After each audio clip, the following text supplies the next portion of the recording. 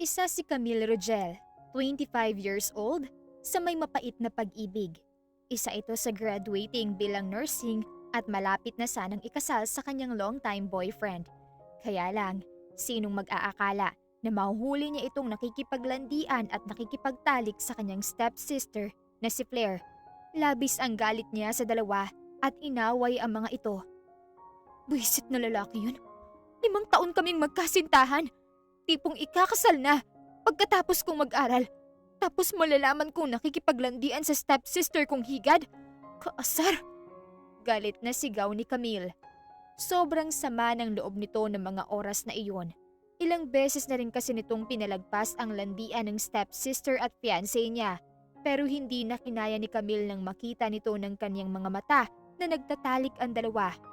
Ilang beses na ring pinagsabihan ni Camille si Angelo sa landian part, pero ito pa ang galit. Ito pa ang malakas ang loob na sabihan na boring at walang katril-tril ang dalaga. Kung alam ko lang nalolokohin ako nito, hindi ko na sana minahal ng sobra. Mga buwisit! Gigil niyang sabi. Sa sobrang pagka-bad trip ng dalaga, nagpasya itong magpunta sa bar para maglasing. Hindi kasi talaga nito makalimutan kung paano nagmakaawa si Angelo na wag niyang iwan pero nakatusok sa stepsister niya. Sa sobrang sama ng loob nito ay hindi niya napansin na naparami na ng alak na nainom. Habang nagiinom, may napansin si Camille na lalaking mag-isang nagiinom kaya nagpa siya itong lapitan ang binata. Angkinin mo ako ngayong gabi. Matapang niyang sabi. Hindi maintindihan ng dalaga ang sarili ng mga oras na yon. Walang kahiya-hiya pang hinalikan ni Camille sa labi ng torrid ang stranger. Nanlaki ang mata ng lalaki. Pero kalaunan ay tinugunan ang mapangahas na halik ng dalaga. Naamoy nito ang mentol na hininga ng stranger at ang mamahaling pabango. Mas lalo lang nadala si Camille at naadik sa amoy nito. Hindi na namalaya ng dalaga na nakarga na pala ito ng lalaki. Saan tayo pupunta? Lasing na lasing niyang tanong. Sa bahay ko. Husky ang boses na sagot ng lalaki. Habang nasa biyahe ay panay ang halik ni Camille sa liig at tainga nito. Tuluyan na nga siyang kinain ng sistema habang nakakandong sa lap ng binata. Nakarating naman sila. Sa tingin niya ay mansyon ng stranger na kasama at dumiretso sa malaking kwarto nito. Patuloy naman itong hinahalikan sa labi si Camille hanggang sa matanggal na nila ang kanilang mga suot. Sigurado ka bang ayos lang? Tanong pa ng binata. Oo, pero gusto kong malaman kung anong pangalan mo. Kinakabahan man, pero sinagot iyon ni Camille sa seryosong boses. Hindi naman nasagot nito ang kanyang tanong. Hindi mo sinabing wala ka pang karanasan. Gulat na sabi nito. Hindi ka naman nagtanong. Nakangusong sagot ni Camille. Itutuloy ko pa ba? Hindi mo ba pagsisihan to? Tanong pa ng binata. Ituloy mo na. Nandito na tayo eh. Sagot ng dalaga sa paos na boses. Dahil sa sobrang sama ng loob at kalasingan, nawala na si Camille ng pagpapahalaga sa kaniyang sarili. Hindi na kita pakakawalan. Seryosong sabi ng binata. Baka ilang beses na itong hinaplos at inangkin si Camille sa magdamag. Hindi naman masyadong narinig ng dalaga ang sinabi nito dahil kinakain na ito ng sobrang antok dahil sa matinding pagkapagod. Ha? Tanong ni Camille. Sorry, kailangan mong mabuntis para matapos ng problema ko. Seryosong sabi nito na hindi ulit narinig ng dalaga hanggang sa tuluyan na siyang nadala sa antok at pagod. Kinabukasan, nagising si Camille dahil sa sikat ng araw at narealize niyang wala siyang saplot at tanging tapis na kumot lamang. Nanlaki ang kaniyang mga mata at napuno ng kaba ang kaniyang pakiramdam. Gustuhin man itong gisingin ng gwapong binata pero nagpasya siyang wag na lang.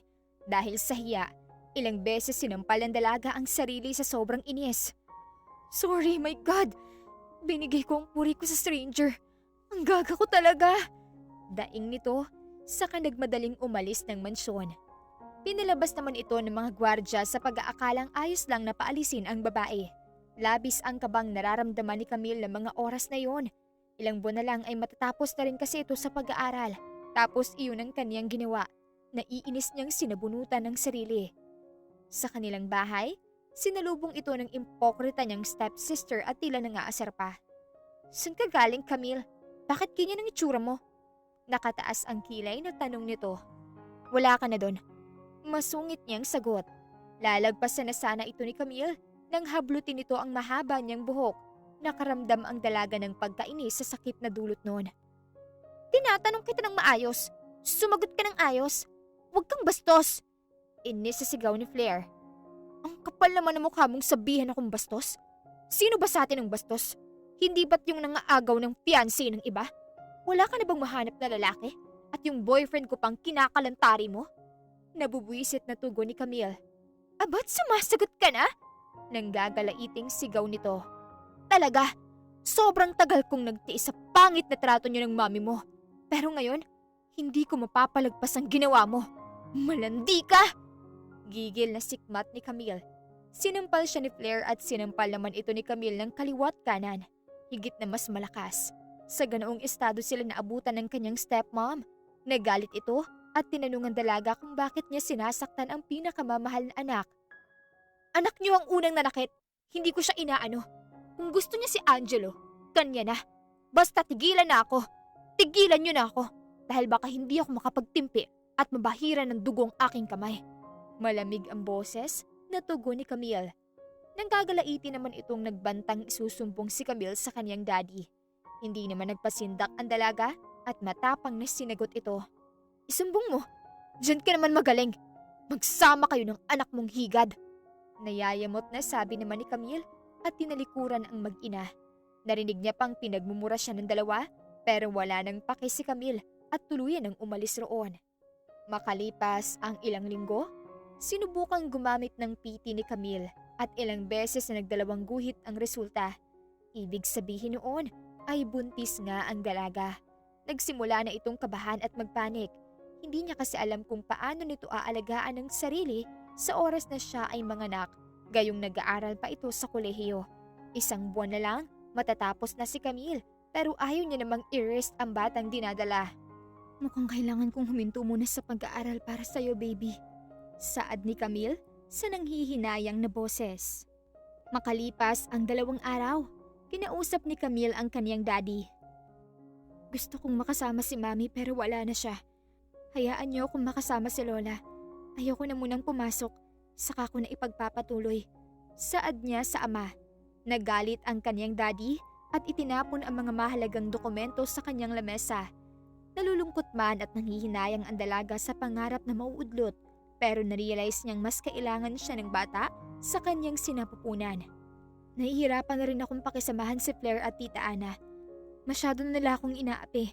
Wala rin kayong ginagawa para protektahan ako o sawayin man lang sila kaya mabuti pang ang umalis na lang. Huli niyang sabi. Hindi naman nakapagsalita ang kanyang daddy at naiwang stress sa kanyang naging desisyon. Gustuhin man itong yakapin ni Camille pero hindi na nito ginawa. Kailangan kasi talaga nitong lumayo para doon magbuntis. Maiintindihan pati ito ng kanyang lola kaya mas gusto nitong kasama ang matanda. Patawad, Daddy. Bulong ni Camille sa malungkot na boses at tinuloy ang kanyang pag-alis. Sa US, ginugol ni Camille ang kanyang lahat ng oras sa pagbubuntis hanggang sa manganak. Sinikap niyang mabuhay kahit ang triplets niyang anak lang ang kasama, pati si Lola Mila. Pinangalanan naman ni Camille na Kian, Kurt at Xavier ang triplets na anak. Nag-business roon ng babae sa tulong ng kanyang lola at napalago naman ito iyon. Buti na lang at kinaya ko. Akala ko mahihirapan ako. Salamat, Lola. Saad ni Camille sa naiiyak na boses. Niyakap naman ng matanda ang apo at nginitian. Gumaan ang pakiramdam ni Camille dahil may isang taong hindi siya hinayaan. Pinili kasi niyang itago ang triplets sa mga tao, lalo pat hindi kilala ni Camille ang ama ng triplets. Nang oras na yun, biglang natigilan si Camille sa pag-aalaga sa mga bata nang tumawag ang kanyang daddy at pinauuwi siya nito para umatendang birthday party ng matanda. Mukhang kailangan ko nang umuwi. Kaya lang paano ang mga anak ko? Siguradong huhusgahan ako ng mga tao sa atin. Sabi ni Camille sa kanyang lola sa nababahalang boses. Sinabi naman itong hayaan na lang sila at mag-focus si Camille sa pakay nito roon kapag umuwi. Maaari naman raw siyang bumalik sa US kung gusto ng babae.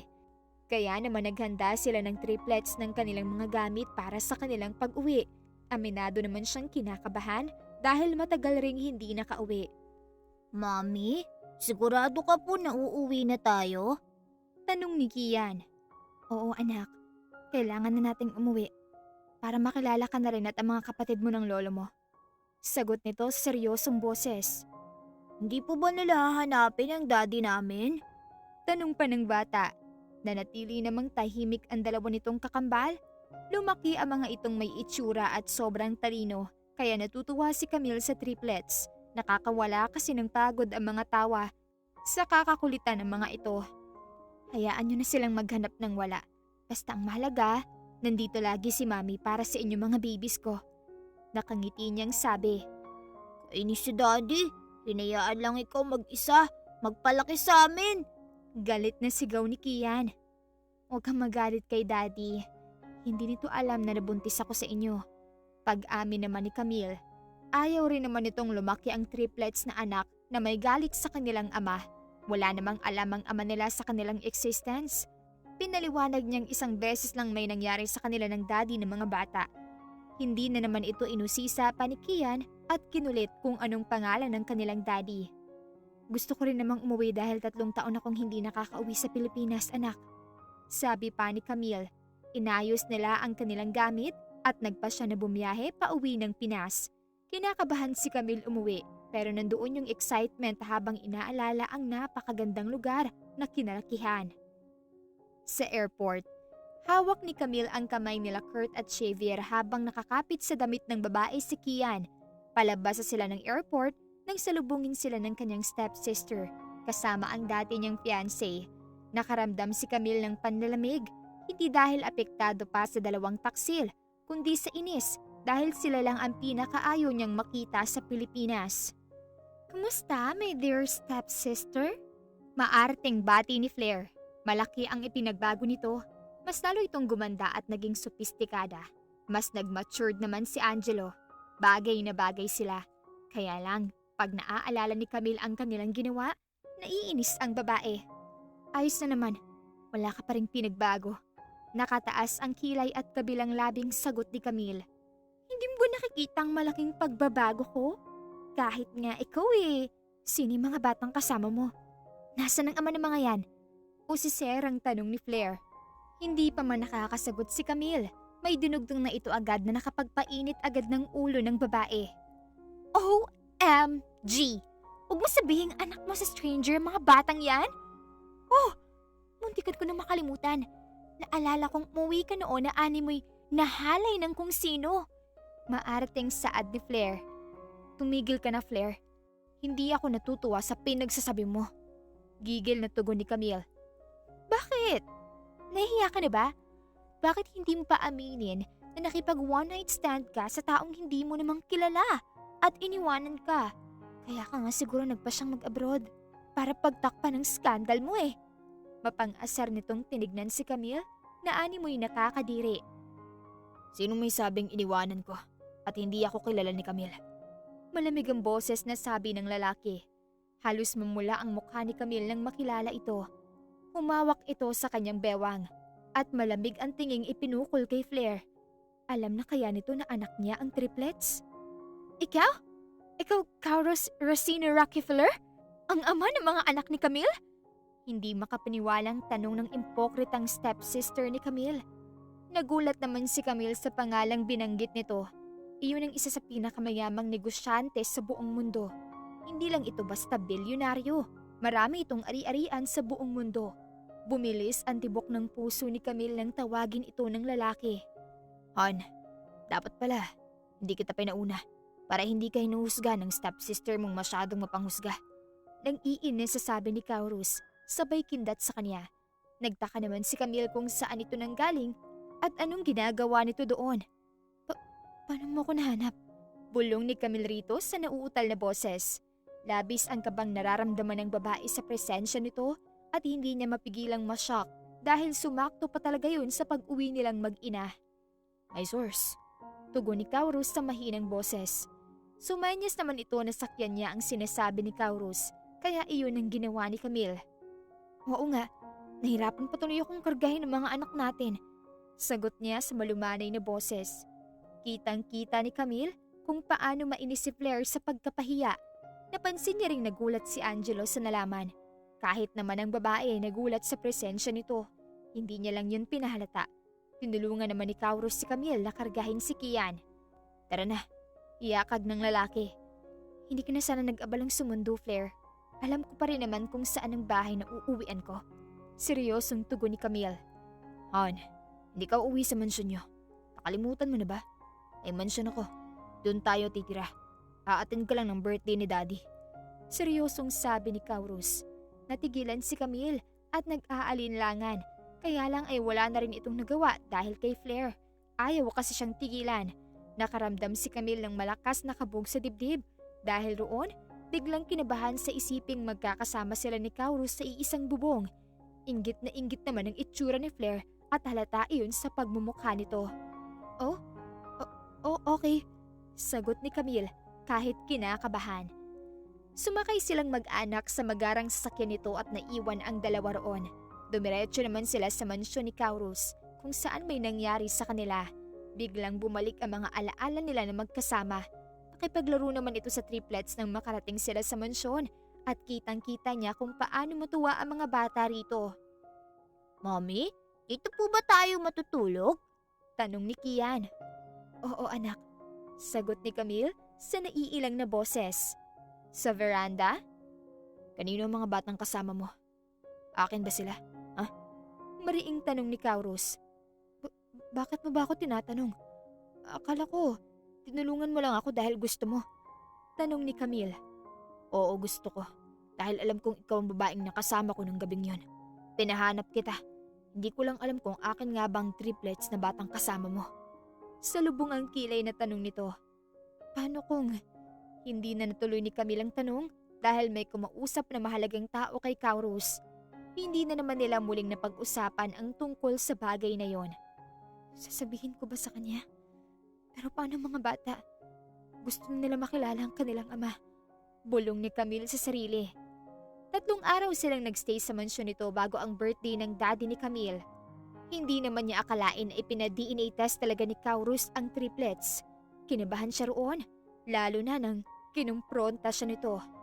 Talaga palang akin ang triplets. Hanggang kailan mo itatago sa akin ang tungkol roon? Salubong ang kilay na tanong ni Kaurus. Wala naman akong balak itago. Hindi ko lang sinabi dahil baka isipin mo, pera lang ang habol ko. Hindi rin naman natin ulit na pag-usapan. Katwiran ni Camille.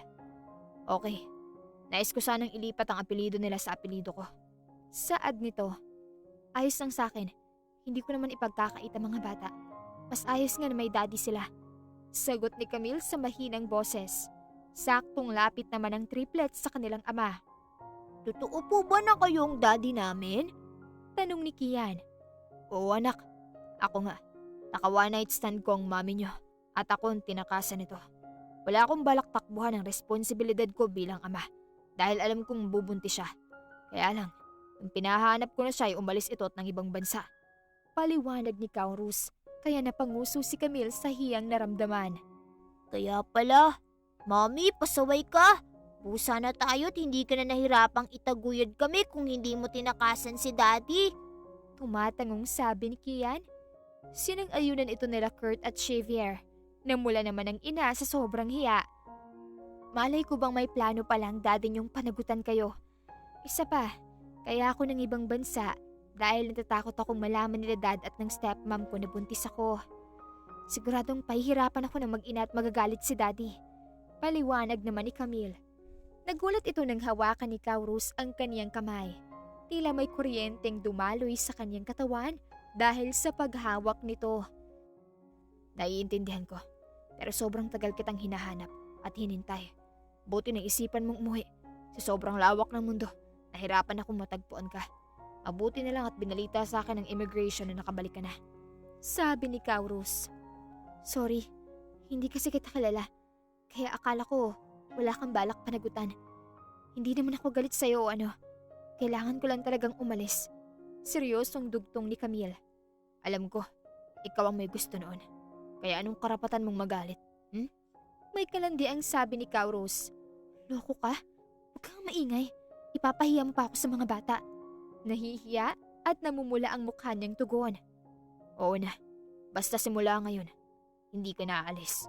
Gusto ko maging tatay ng mga anak ko. Sasamahan kita sa mansyon niyo.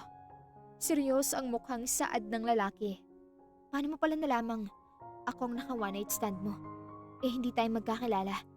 Nagtatakang tanong ni Camille kay Kauros. Nakita ko ang birthmark mong paru-paro sa leeg. Bagay na katulad ng sa babaeng naka one night stand ko. Bukod pa roon, alam ko ang amoy at itsura mo. Pinahanap ko rin ang pangalan mo at mahalagang impormasyon tungkol sa'yo. Seryosong paliwanag ni Kauros. Kaya pala, tumatangong sagot ni Camille.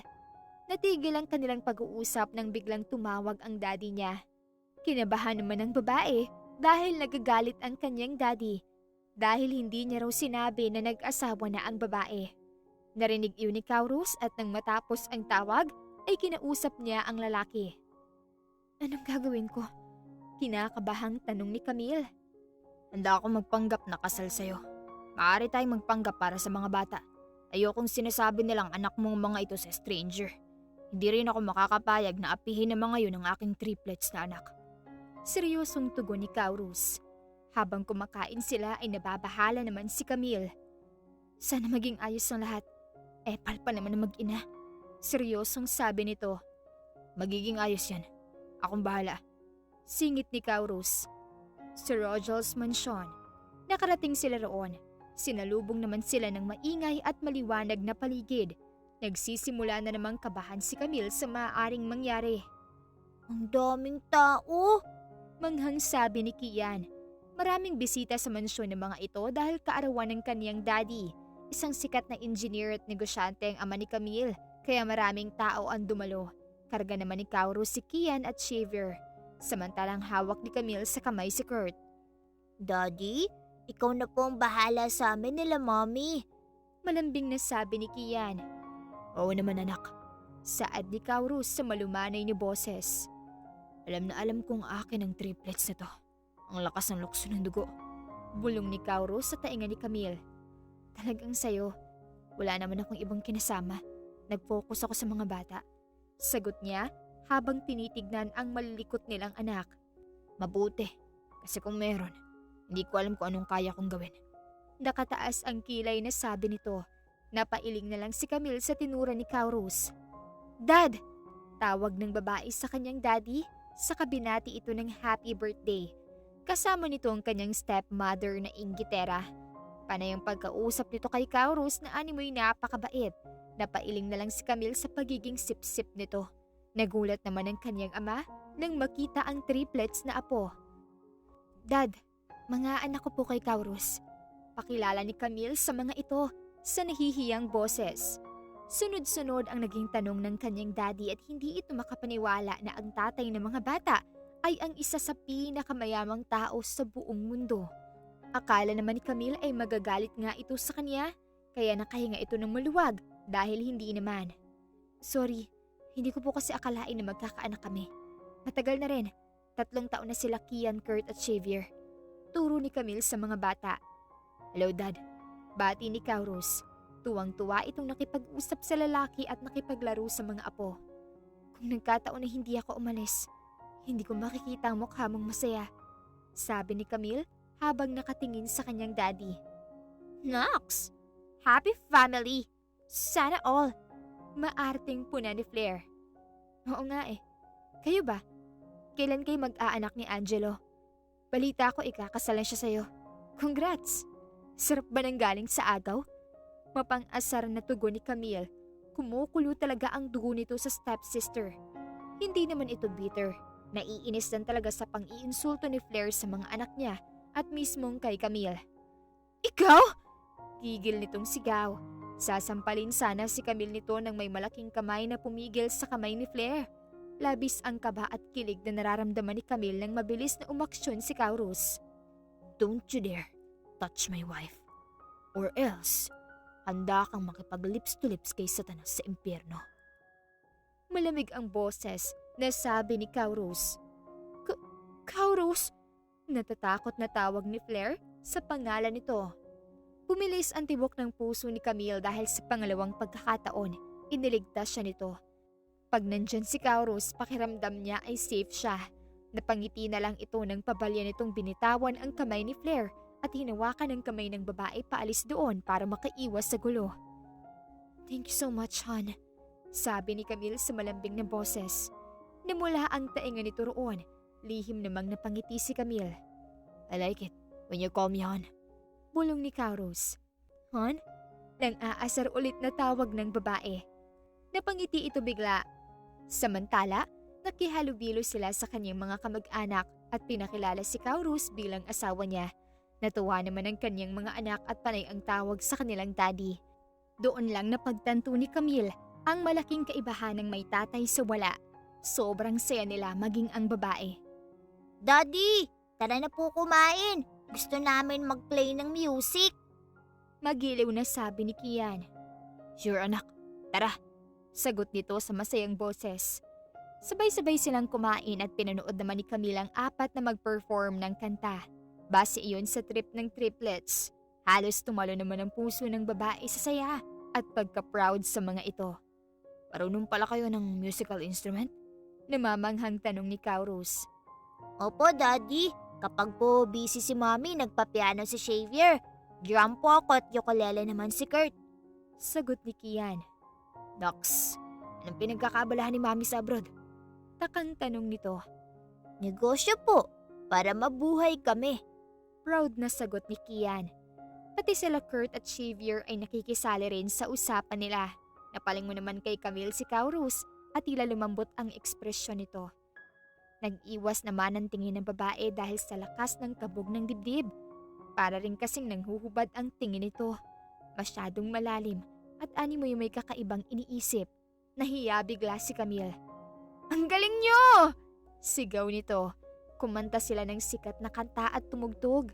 Abinado naman si Camille na kinilig sa napakalamig na boses ni Kauros. Napahanga naman ng triplets ang mga bisita sa mansyon, pati ang kanyang daddy. Labis ang sayang nararamdaman ng babae ng mga oras na yon. Magaling ka palang kumanta? Hindi makapaniwala niyang tanong. Hindi, marunong lang. Pahambol na sagot ni Kauros. Anong gagawin ko? Nakausap ko si daddy. Nag-request itong sa mansyon namin tayo tumira. Seryosong sabi ni Camille. Payag ako, pero busy akong tao. Kaya baka bihira ako makauwi. Sagot ni Kauros. Ayos lang. Naiintindihan ko naman. Sigurado ka bang ayos lang? Wala bang magagalit? Nahihiyang tanong ng babae. Wala. Matagal na ako hindi nag-girlfriend. Wala rin akong anak sa mga yon. Kaya wala kang dapat problemahin. Sagot ni Kauros habang pinagmamasdan ang triplets. Mabuti naman. Ayoko na ng panibagong kaaway. Sabi ni Camille sa seryosong boses. Natawa ito sa kanapailing. Huwag ka mag-alala. Hindi naman kita pababayaan kapag may umaway sa'yo. Sagot ni Kauros sa seryosong boses. Bumilis na naman ang tibok ng puso ng babae dahil sa sinabi nito. Para siyang aatakihin sa sobrang kilig. Hindi nito akalain na ganito ang magiging epekto ni Kauros sa kanya. Hindi niya tuloy mapigilang ngumiti. Ito naman ang natigilan. Nagiinom na sila. Join tayo? Biglang sabi at yakag ni Kauros. Tara, ayos lang. Sagot ni Camille sa seryosong boses. Inabili naman ito ang triplets sa mga kasambahay sa kanilang mansyon. Nakihalubilo silang dalawa sa mga bisita hanggang sa naiwanan sila ng mga ito sa upuan. Pwede ba kitang isayaw? Tanong ni Kauros nang magsimulang tumugtog ang malambing na musika. Napakaamo ng mukha nito habang nakatingin kay Camille. Oo naman. Nakangiting tugon ng babae. Naglahad ito ng kamay na agad namang tinanggap ni Camille. Habang nagsasayaw sila ay pakiramdam ng babae komportable siya. Pakiramdam rin ito. Sobrang close nilang dalawa at matagal na silang magkakilala. Tila huminto rin ang paggalaw ng mga tao sa paligid nilang dalawa habang magkatitigan ng mga oras na yon. Nahirapan ka sa pag-aalaga ng triplets? Bakit hindi mo ko hinanap? Malumanay ang boses sa tanong ni Kauros. Hindi naman, dahil hindi ako pinabayaan ng lola ko. Yung nanay ng mami kong pumanaw na. Nakangiting sagot ni Camille. Sorry, hindi sana mangyayari yun kung natagpuan sana kita ng mas maaga. Hindi ako naglakas loob lumapit sa pamilya mo dahil alam kong hindi kayo in good terms. Paliwanag ni Kauros sa malungkot na boses. Hindi talaga. Buti na lang hindi ka lumapit, kundi mapapahamak ako. Hindi nila alam ang tungkol sa'yo at sa mga bata. Seryosong sagot naman ang kausap. Ano ng plano mo ngayon? Biglang tanong ni Kaurus kay Camille. Natigilan ito bago sumagot.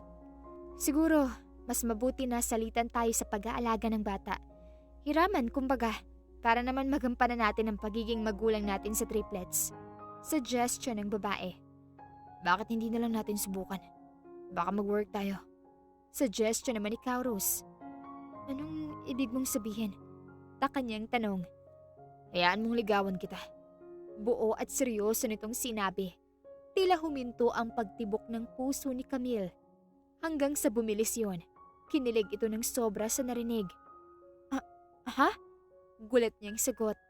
I said, let me court you. Pag-uulit nito. Hindi agad nakapagsalita si Camille habang diretsyong nakatingin sa maamong mukha ni Kaurus. Tila ba may kumiliti sa kanyang dibdib dahil sa kilig na naramdaman nito. Napayuko siya roon at nahihiyang sumagot. Sige. Mahina niyang sabi dahil sa hiya. Nilabas ito ang necklace na may nakalagay na pangalan nilang dalawa. Para sa itong may pangalan ko. At akin naman na may pangalan mo sa loob. Seryosong sabi ni Kaurus. Napangiti si Camille nang makita yon. Napakaastig noon at nakakakilig. Isinuot nito sa babae ang kwintas. Thank you. Nagustuhan ko. Ang ganda. Tugon ni Camille sa kinikilig na boses. Lahat ibibigay ko para sa'yo. Dahil gusto kita. Aniya sa mababang boses. Dahan-dahan naman siya nitong niyakap at hinalikan sa noo. Napangiti naman si Camille sa kilig na nararamdaman. Gustong-gusto kong ginagawa mo. Sana hindi ka magbago. Sabi ni Camille sa naglalambing na boses. Di ako magbabago. Ayos na ako sa ganito. Saad ni Kaurus sa nakangiting mukha. Niyakap nila ang isa't isa. Samantala, nagstay sila sa mansyon ng halos 1 linggo. Pero walang ginawa si Flair kundi pag-initan si Camille. Kaya naiinis niyang pinatulan ng stepsister. Kayong mga bata kayo! Ang iingay niyo! Naiinis sa sabi ni Flair. Kung ayaw mong maingayan, lumabas ka. Ikaw ang mag-adjust. Wala kang anak, kaya hindi mo naiintindihan na maingay talaga mga bata. Sabi naman ni Camille sa nang-aasar na boses. Abat! Magsasalita pa sana ito nang dumating ang kanilang daddy at nakipaglaro sa triplets. Sa susunod, pagsabihan mo ang mga anak mong huwag mag-asal taga-squatter, turuan mo sila ng manners at huwag gumaya sa'yo. Mataray na sabi nito. Oh, coming from you? Ikaw nga tong basurang ugalit walang manners. Bago mo ko utusan, tignan mo muna ang sarili mo kung walang mapupuna sa'yo. Seryosong sagot ni Camille. Sasampalin sana ito ni Flair nang unahan ito ni Camille. Nagulat ito roon at halos mangyak-ngyak habang nakatingin ng masama sa kanya. Ang kapal na mukha mo! Sigaw ni Flair sa sobrang galit. Kung noon, nagpapasampal pa ako sa'yo. Ngayon hindi na. Subukan mo lang guluhin ang mga anak ko. Hindi mo magugustuhan ang gagawin ko sa'yo. Galit niyang sabi kay Flair. Nang gagalaiti ito kay Camille nang iwanan niya ito roon, isinama niya naman ang kaniyang mga anak. Walang magawa sa buhay. Bulong ni Camille. Bandang hapon nang dumating si Kaurus, may dala itong pasalubong sa triplets. Masayang nagbanding ang kanilang pamilya sa may sala. Hindi niya mapigilang mapangiti habang pinagmamasdan ang masayang mukha ng mga bata. Wow! Ang dami, Daddy! Tuwang-tuwa na sabi ni Kian at ng dalawa pa. Para sa inyo lahat yan mga anak. Nakangiting sabi ni Kaurus. Nagsuggest naman ng laruan si Kurt at Xavier na agad inaprubahan ng ama. Oo, mag-uuwi ako bukas. Kumusta ang maghapon niyo? Ayos lang ba kayo rito? Tanong ni Kaurus.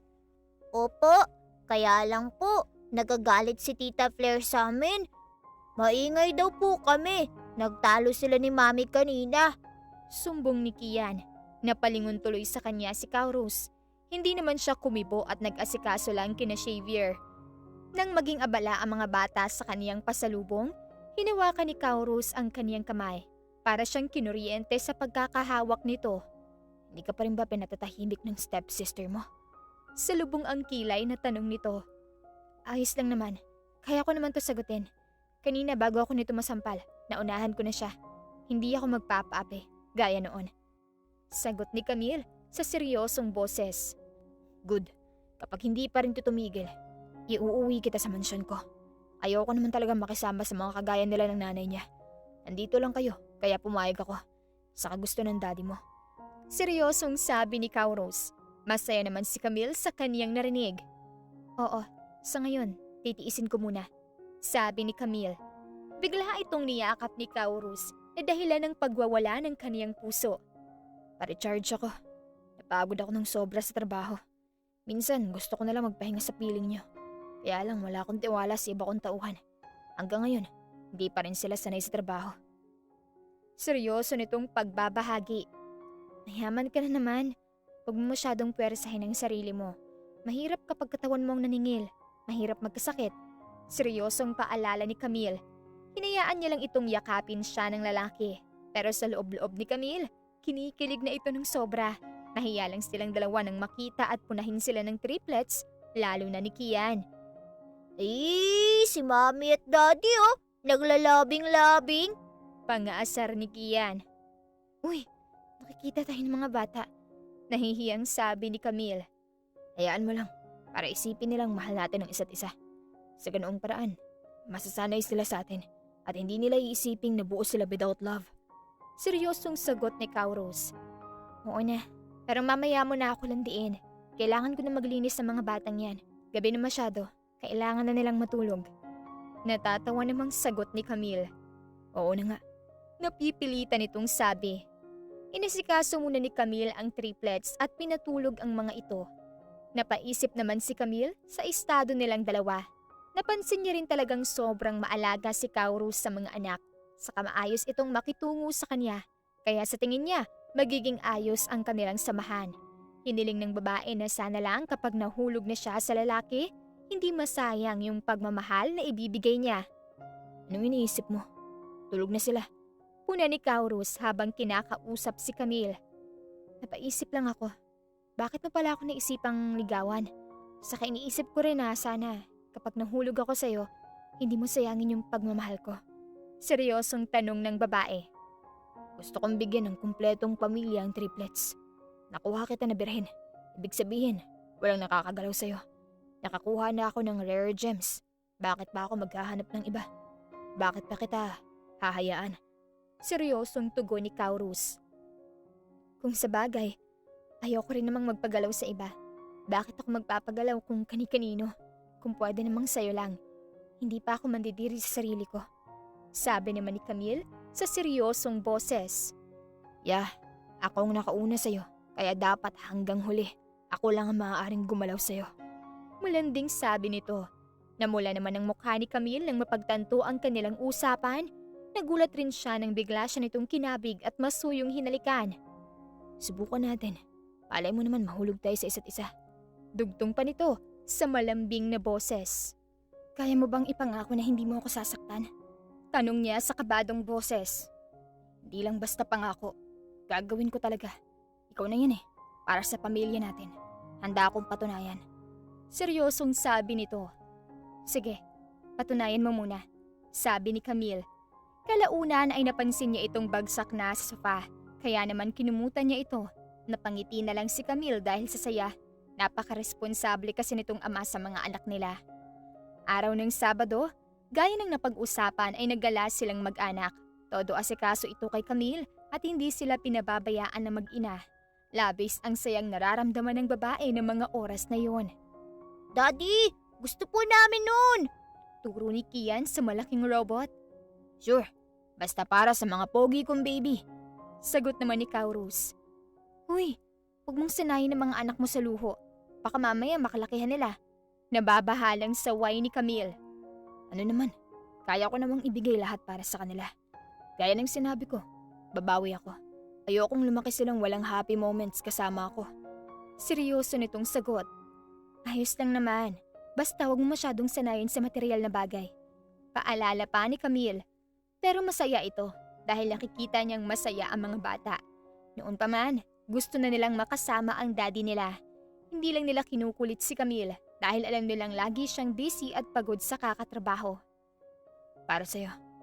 Nakangiting sabi ni Kaurus. Thank you sa flowers. Nakangiting tugon ni Camille habang kinikilig. Bakit kulay blue? Nagtatakang tanong ng babae. Para patunayang sincere ako. Hindi kita pababayaang mag-isa ulit.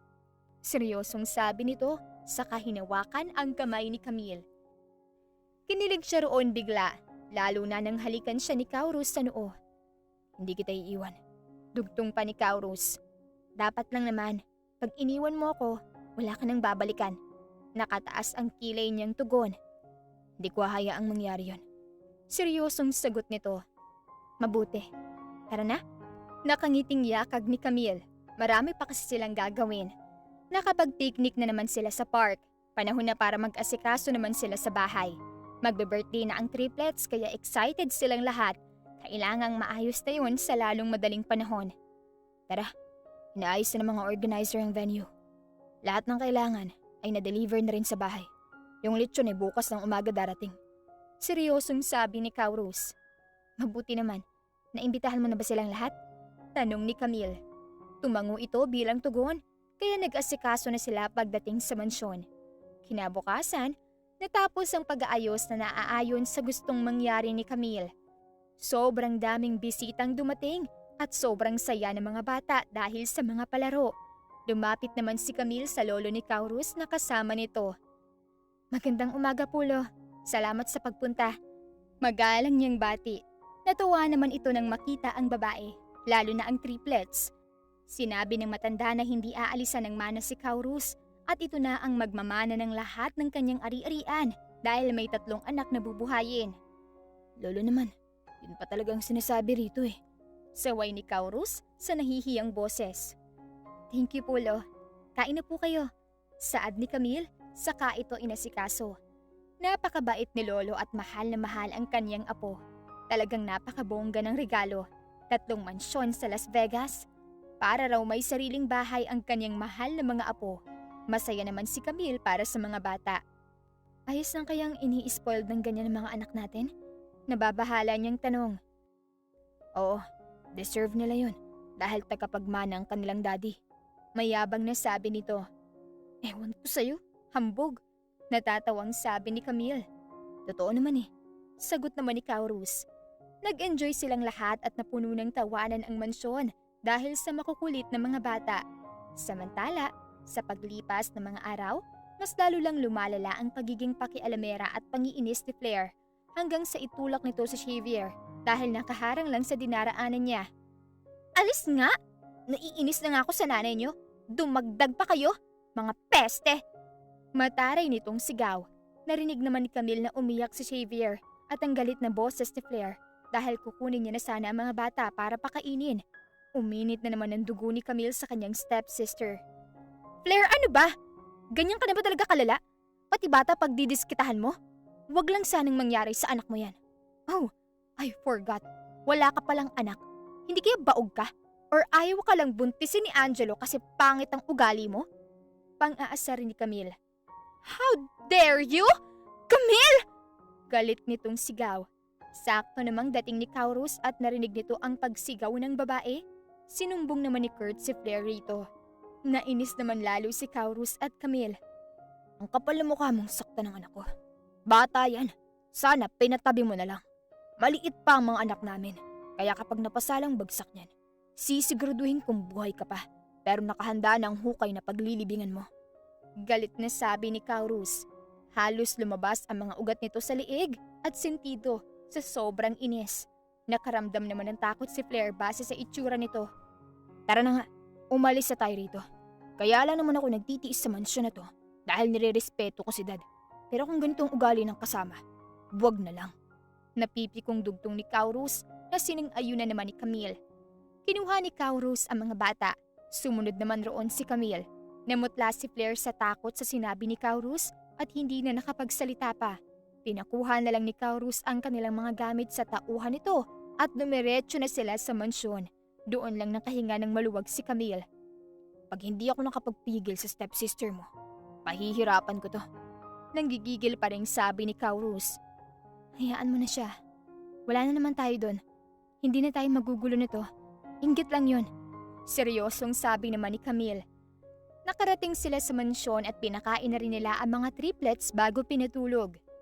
Inom na lang tayo. Yakag nito. Tara, para makatulog rin. Sagot naman ni Camille bilang pagsang-ayon. Inalalayan siya nito kaya kinilig ang babae, lalo na nang umakbay ito sa kanya. Naranasan naman iyon ni Camille kay Angelo noon, pero wala yung sparks. Ibang-iba kapag si Kaurus na. Minahal mo ba talaga yung fiancé ng stepsister mo? Bigla nitong tanong. Oo, pero noon yun. Pag-amin naman ni Camille. I see. Sa oras na manggulo to, papabagsakin kong kumpanya nila.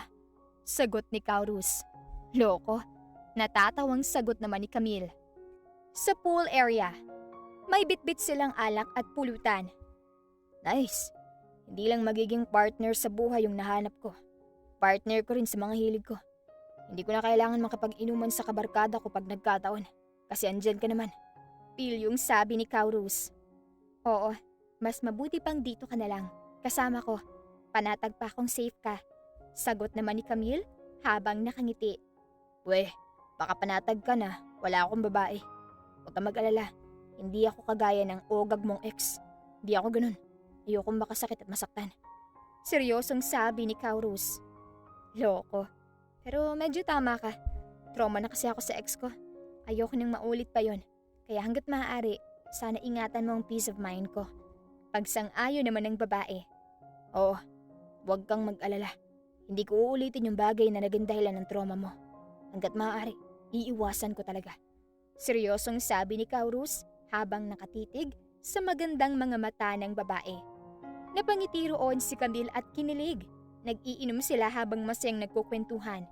Habang tumatagal, mas nakikilala nilang dalawa ang isa't isa. Nakakatuwa lang. Same vibes tayo. Hindi natin kailangan pilitin ng isa't isa na baguhin ng ganito o ganyan. Seryosong sabi ni Camille. Kung mahal ka ng lalaki, hindi mo siya kailangan baguhin. Kusa itong magbabago para sa'yo. Wala kang dapat ipilit. Mariing sabi ni Kaurus. Biglang natauhan roon si Camille. Naalala niya noong sila pa ni Angelo. Lahat binago niya para sa lalaki. Nahirapan siya dahil hindi ito nakikinig. Nag-aaway lang sila at madalas naiyak ang babae sa sobrang sama ng loob. Pinipilit niya itong magbago pero lalo lang itong nalala. Kung sa bagay, pag nagmahal ka kasi, dapat handa kang tanggapin ang flaws niya. Pero kung alam mo namang hindi healthy sa inyo yung ganong ugali o gawain, kusa mong babaguhin yun para magstay sa'yo yung mahal mo. Mahabang paliwanag ni Camille. Tama. Kung aalis yan. Kapag maglolo ko yan. Hindi mo kailangan na patawarin ulit. Dahil kung nagawa na nito nung una, hindi malabong maulit pa yon. Payo ni Kaurus na sinang-ayunan niya naman. Nox, akala mo talaga may love life noon sa hugot natin ah. Pangbabara ni Camille. Wala. Sa point of view ko lang bilang lalaki. Kaya kapag sinaktan ka na ng taong yun, huwag ka nang babalik para saktan ulit ang sarili mo. Seryosong sabi ni Kaurus at niyakap ang babae. Ang dami kong natututunan sa'yo ah. Hindi dapat Han ang tawag ko sa'yo kundi master. Ang galing mo magpayo. Mala dear Charo. Pang-asar naman ni Camille. Bahala ka nga riyan. Seryoso ako eh. Puro kakalukuhan. Sabi nito sa naaasar na boses. Joke lang eh. Sobrang seryoso mo naman. Basta nasa tao talaga yon. Kaya ang tanging hiling ko lang, sa oras na ma-inlove ako sa'yo, ingatan mo yung puso at tiwala ko. Malumanay namang sabi ni Camille. Siyempre naman, ganun ka rin dapat sa akin. Seryosong sagot ni Kaurus. Nagdive si Camille sa tubig at sumunod ito. Nagulat siya nang hawakan ito sa magkabilang pisngi at hinalikan sa ilalim ng tubig. Ramdam ni Camille ang malakas sa tibok ng kanyang puso sa sobrang kilig.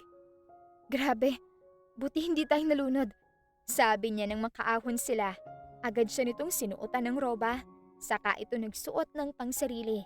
Naupo silang dalawa sa may bench at kumain ng inihaw.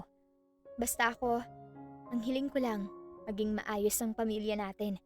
Sana maging normal ang samahan natin at walang maging problema. Sabi ni Camille habang hawak ang kabilang kamay ni Kaurus.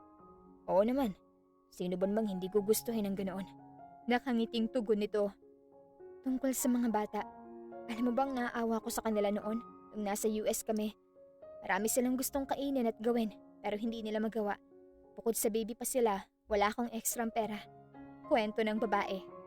Hayaan mo, kapag nagkataon, lahat ng gusto nilang kainin at puntahan, pwede na nilang puntahan. Babawi ako. Sagot ni Kaurus. Dapat lang, para naman hindi magtampo ang baby at ang mama. Sobrang saya sana kung noon pa. Pero pinili kong itaguyod sila at hindi unahin ang ibang bagay. Kaya ayos lang. Sabi ni Camille habang proud na nakangiti. Matapos nilang maligo ay nagpasya na silang magpanlaw at matulog. Pinagblower siya ng buhok ni Kaurus kaya nakatulog siyang maginhawa ang pakiramdam. Thank you, nakangiting sabi ng babae. Welcome. Ganito palang pakiramdam maglaan ng oras para ipag-blower mo ang isang babae? Nakangiting sabi ni Kaurus. Bakit? Ano bang pakiramdam mo? Kanyang tanong. Magaan. Simpleng bagay pala na magawa mo para sa babaeng gusto mo. Masaya ka na. Sagot nito. Kinilig naman si Camille habang nayakap kay Kaurus. Sabay silang natulog ng magkayakap. Sa garden, panay ang ayos ni Camille ng mga halaman at bulaklak nang lapitan siya ni Kaurus. Andyan ka pala? Gulat niyang tanong. Munti ka na siyang matinik, mabuti na lang at hinila siya agad nito. Careful, huwag mong hayaang masugatan ka. Sabi nito sa malumanay na boses. Hindi ka pumasok? Takang tanong ni Camille. Papasok pa lang. Naisipan ko lang na daanan ka. Saad ni Kaurus, sabay halik sa labi niya. Namula si Camille sa sobrang kilig, lalo na nang mas naliman pa ni Kaurus ang kanilang halikan bago siya bitawan. Ayun, ayos na. Nakangiting sabi ni Kaurus. He? Sagot naman ni Camille. Nagpaalam na ito sa kanya na tinanguan ng babae habang nakangiti ng matamis. Kinagabihan, nag-inom sila ulit at nalasing sa dami ng nainom na alak. Grabe, 1 linggo akong tataba sa chocolate tapos yung closet ko punong-puno na. Reklamo ni Camille pero kinikilig. Ayaw mo pa nun? Overwhelmed pati closet mo sa pagmamahal ko. Biro ni Kaurus. Oo na, pati nga ako. Biro naman ni Camille. Hindi ako magsasawang iparamdam sa'yo na espesyal ka. Dahil para sa akin, you are the best. Nakangiti nitong sabi, saka niyakap ang babae. Thank you, ako rin. Sabi naman ni Camille sa masayang boses. Pinupog siya nito ng halik. Para namang matutunaw si Camille sa sobrang kilig. Hindi naman siya nagsasawang magpalambing rito. Sa tingin niya rin, magwo-work sila. Basta akin ka lang. Seryosong sabi ni Kaurus. Oo naman, sa'yo lang ako. Kaya dapat wala akong kaagaw sa'yo. Bawal kang lumandi sa iba, hindi ako papayag. Nakataas ang kilay na sabi ni Camille. Bakit ako lalandi sa iba kung andyan ka na? Seryosong sagot ni Kaurus. Aba dapat lang, ako lang dapat. Nakangiting sabi ni Camille. Sure. Tugon nito. Muli silang naghalikan at nang makaubos ng ilang bote ay sabay silang nakatulog roon. Sa Rockefeller's mansion. Nagising si Camille na masaya at agad hinanap ang lalaki. Dahil wala na si Kaurus sa kanyang tabi, marahil ay pumasok na iyon sa trabaho. Laking gulat niya nang pumasok ito sa pinto at may hawak na umagahan. Good morning, ito na ang umagahan mo. Nakangiti nitong sabi. Thank you. Akala ko napasok ka na sa work. Tanong ni Camille habang nakangiti. Hindi pa, bukas na. Sa ngayon ang gusto ko lang gawin ay makabanding kayong pamilya ko. Seryosong sagot ni Kaurus. Naks naman, biro ni Camille. Bumangon ka na't maligo, tapos kumain ka na. Gagala tayo. Nakangiti nitong sabi. Paano kung ayoko pang tumayo? Pili ang tanong ni Camille sa lalaki. Napangisi naman ito nang lumapit sa kanya. Bigla siyang kinabahan roon. Do you want to eat here instead? Pilyo nitong tanong. Hindi pa ako gutom eh. Natatawang sagot ni Camille. Well, would you mind if I eat you? Pilyo nitong sagot, dahilan para pamulahan siya ng mukha. Kaurus! Saway ni Camille dito, dahilan para sabay silang matawa. Doon niya lang napansin na bagong ligo ito at nakapantalo na. Napalunok si Camille nang makita ang 8-packs itong abs. Grabe, hulmang-hulma. Noong nagpaulan siguro si Lord ng blessings, sinalo na nitong lahat. Huwag mo akong titigan ng ganyan. Baka ang kinin na naman kita at hindi pa tayo makaalis. Seryosong sabi nito. Huwag ka kasi magpakita ng masarap mong pandesal. Baka kagatin ko yan. Asar niyang asik rito. Then bite me. Sisiguraduhin ko namang mapapasigaw ka sa sarap sa gagawin ko. Nakangising sabi ni Kaurus. Napailing na lang si Camille habang natatawa at agad na nagtungo sa CR para maligo. Paglabas niya ay kumain na agad siya bago sila umalis. Nagpunta silang Tagaytay at sumakay sa mga rides.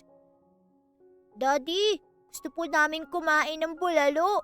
Saad ni Kian. Sure, yun lang pala eh. Sagot ng kanilang ama. Kumain sila sa bulaluhan roon at in-enjoy ang magandang tanawin sa Tagaytay. Sobrang sarap ng pakiramdam ni Camille sa mga oras na yon. Buong akala niya ay wala na siyang pag-asang sumaya. Akala niya rin ay hindi na mabubuo ang kanilang pamilya. Masaya ka ba? Biglang tanong ni Kaurus. Sobra. Pangarap ko lang to noon. Sabi naman ni Camille. Ang alin? Taka nitong tanong. Ang mabuong pamilya ko. Seryosong sabi ni Camille. Niyakap naman siya ni Kaurus at hinalikan ng masuyo sa labi. Ako rin. Kaya thankful ako na binigyan mo ako ng triplets na anak. Nakangiti nitong sabi. Mommy, Daddy, tara na po sa Ayala Mall. Masigilang sigaw ni Kian. Sinigunduhan naman ito ng ibang kapatid. Napailing na lang silang dalawa dahil sinira na naman ito ang moment nila ni Kaurus. Oh anak, wait! Sigaw ni Camille. Excited na excited ang mga bata. Komento ni Kaurus. Siyempre, usapang gala eh. Sagot niya naman na kinatawa nito. Sa Ayala Mall, Serene. Sobrang dami ng tao dahil may mga artistang bumisita. Tuwang-tuwa naman ng triplets nang makita ang mga idol nila. Napapanood lang raw nila ang mga ito sa TV. Mom, Dad, thank you po. Nakita tuloy namin ang mga idol namin. Astig nila sa TV. Natutuwang sabi ni Kian. Biglaan lang talaga anak. Mabuti na lang at nagkataong pupunta sila rito. Sagot ni Camille nang nakangiti para namang hinahaplos ng mainit na hangin ang kanyang puso habang nakatingin sa masayang mukha ng triplets. Para sa babaeng sobrang tatag. Sa babaeng handa kong ialay ang aking buhay. Kami ni Rogel. Nandito ako sa iyong harapan. Hindi lang bilang ama at lalaki sa buhay mo, kundi bilang lalaking handa kang alagaan at mahalin habang buhay. Will you marry me? Seryosong sabi ni Kaurus. Natigilan si Camille nang makita itong may hawak na mic at nakatingin sa kanya ng seryoso. Bigla siyang kinilig kasabay noon ang pagbagsak ng mga water balloons. May binigay namang red roses ang mga tao at tumalikod ang mga artista. Nakalagay sa likuran nila ang tatak na Will you marry me? Seryoso? Hindi makapaniwalang tanong ni Camille. Halos maiyak siya roon sa siga. Lumuhod naman si Kaurus at inilabas ang mamahaling singsing. Sobrang bilis ang tibok ng kanyang puso sa mga oras na yon. Oo, seryoso ako. Sagot nito sa seryosong boses.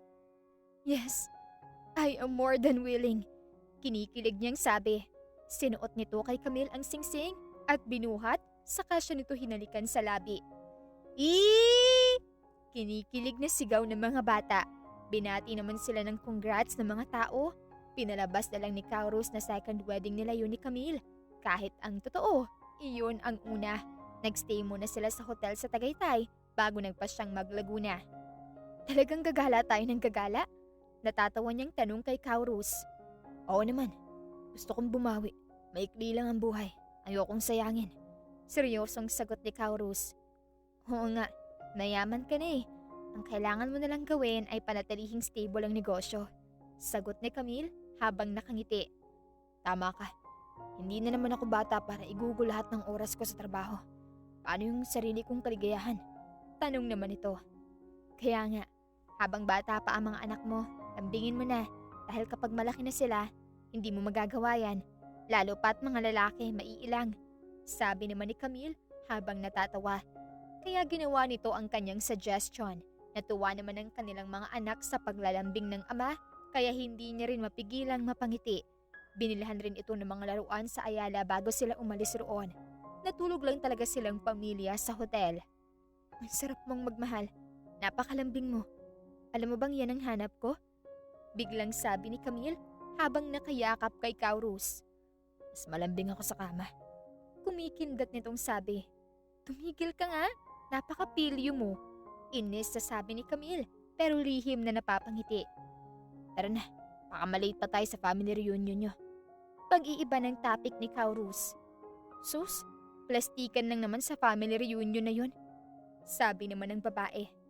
Wala nang bago, pero hayaan mo lang. Sagot ni Kaurus. Oo na. Sabi naman ni Camille. Pagdating nila sa mismong venue, sobrang dami ulit ng tao at kumpleto ang kamag-anak ni Camille sa side ng kanyang daddy. Bumati siya sa mga ito at napansin naman niya ang unfair treatment nila sa mag-inang Ana at Flair. "Antito na palang tagapagmana." Mapang-asar na sabi ni Flair. Tigilan mo ako, Flair. Huwag ka manggulo rito. Inis niyang sagot. Kapag talaga nakikita niya to, kumukulo ang dugo ni Camille sa kanyang stepsister. Tara na doon.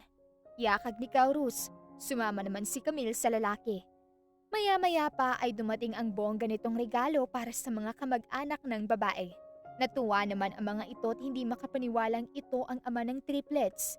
Pinuri nila ang mga bata, pati na rin ang ama nito.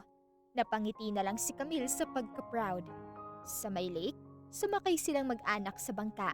Kinabahan naman si Camille at natakot dahil muntikan na silang mahulog. May nakawala raw kasing buwaya sa may lake. Dali-dali namang nagsagwan ang bangkero at bumalik sa pampang. Grabe, muntik na tayo dun. Tiba-tiba sana yun kung nagkataon. Kainis kasi si Poryo eh. Nag-aalaga ng wild. Naiinis sa sabi ni Camille. Iyon ang katiwala ng lolo ng babae na pinakaninuno nila. Kinabahan naman ng mga bata at natakot pati na rin siya. Mommy, ayaw namin maging manok na kakainin ng buhaya. Naiiyak na sabi ni Kian. Hindi ko naman hahayaang kainin kayo. Seryosong sagot ni Camille. Lalo na ako. Papatayin ko yun kapag sinubukan kayong kainin. Matapang na sabi ni Kaurus. Lihim namang natawa si Camille rito.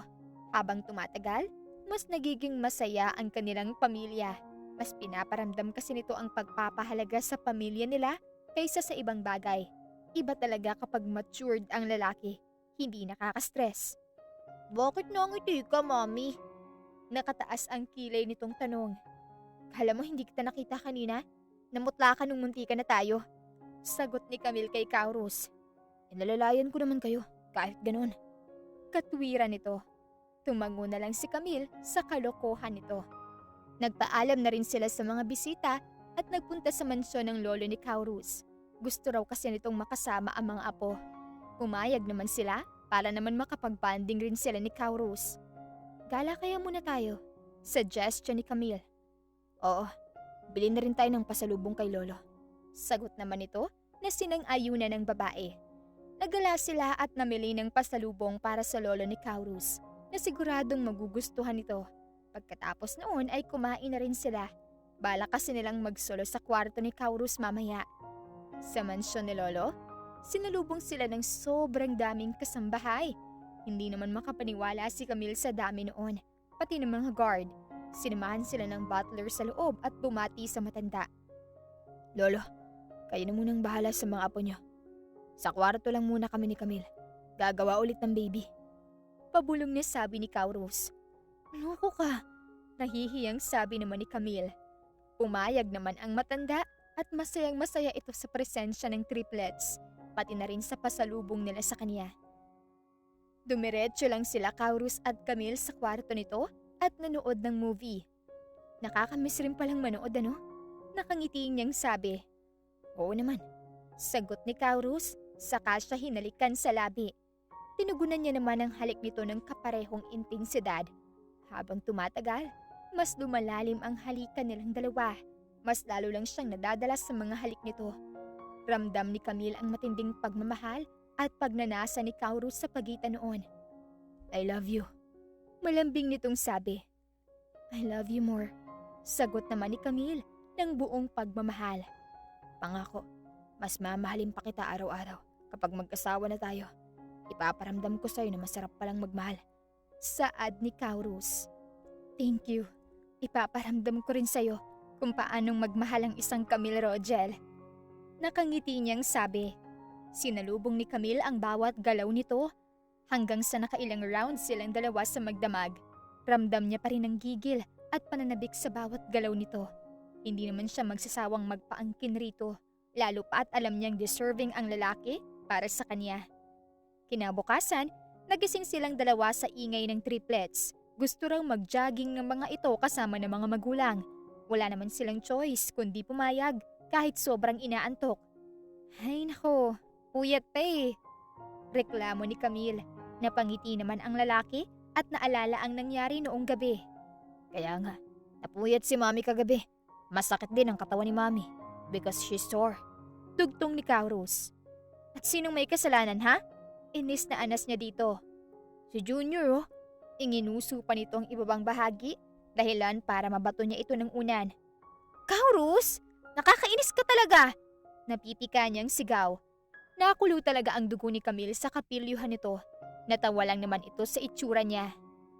Daddy, why is Mommy sore? Rinig ni Camille na tanong ng anak nila kay Kauros. Bahagya pang lumapit si Kauros sa mga anak at bumulong. Pero hindi iyon natuloy dahil binato ito ulit ni Camille ng unan. Kauros! Shut up! Don't you dare poison their mind. Bata pa ang mga yan. Inis sa sigaw nito pero tinawanan lang siya. Naglambing naman ang anak nila at pinakalma si Camille. Huwag ka na pong magalit kay Daddy, Mami. Bawi ka na lang mamayang tanghali, Mami. Gusto rin namin gumala. Sabi ni Kian. Oo na, ikaw talaga anak? Nakanguso niyang tugon. Nagjogging sila roon at halos malibot nila ang buong lugar. Sobrang hyper pa rin ng mga bata. Sana ganyan ako ka-hyper. Sabi ni Kauros. Huwag naman, baka mamaya pati sa kami. Lugi. Biro ni Camille. Tumawa ito, yung tawang buo, kaya nakakabuo rin ang araw. Pwede naman, yun ata ang gusto mo eh. Biro nito. Namula si Camille. Natigil lang ang usapan nila nang may sasakyang huminto. Bumaba roon si Flair at humingi ng sorry sa kanya habang nagja-jogging. Ayos na kayo? Tanong ni Kauros. Oo, tinakot mo kasi. Natatawang sabi naman ni Camille. Hindi pinamukha ko lang naman kung sinong babanggay niya once na hindi ka tantanan. Mayabang na sabi ni Kauros. Oo na, my dear knight in shining armor na pogi. Pambubola ng babae. Oh, di ba? Mayabang na sabi ni Kauros. Tinawanan lang iyon ni Camille. Ayos naman sa mga bata na nagkaayos sa sila ng kanilang tita. Gusto na lang nilang pamilya ay maayos na buhay. Yung walang kaaway at malayo sa gulo. Mabuti na lang at nagkaayos na kami.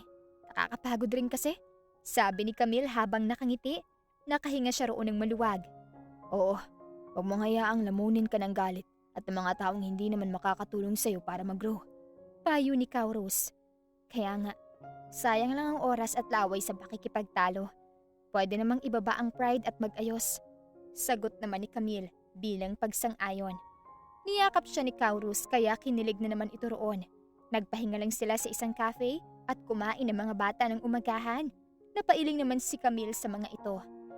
Nag-jogging tapos kumain naman. Puna niya. Mama, health is wealth. Dapat kapag nag-exercise ka, kumain ka pa rin para healthy. Natawang sabi ni Kian. Oo nga naman. Segunda ni Kauros, mga halatang nang aasar. Anong oo nga naman ka dyan? Inis niyang sabi. Mommy, stay healthy kasi aalagaan mo pa kami hanggang lumaki na kami. Sabi ni Kian. Tama, kaya dapat gabi-gabi may exercise tayo. Di ba, Mami? Nakangising tanong ni Kauros kay Camille. Ha? Ayoko nga. Gabi-gabi tayo mag-jogging. Nakakapagod. Inosenteng sagot nito. Naiinis si Camille rito. Napakapilyo dahil may mga bata pa naman. Nakakapagod naman talaga mag-exercise sa kama. Pero at least, di ba, masaya, honey? Nakangising nito. Sa kanya palang naintindihan ang ibig nitong sabihin. Nakakailang rounds nga tayo eh. Dugtong pa ng Hudyo. Taurus! Gigil na tawag ni Camille sa pangalan nito.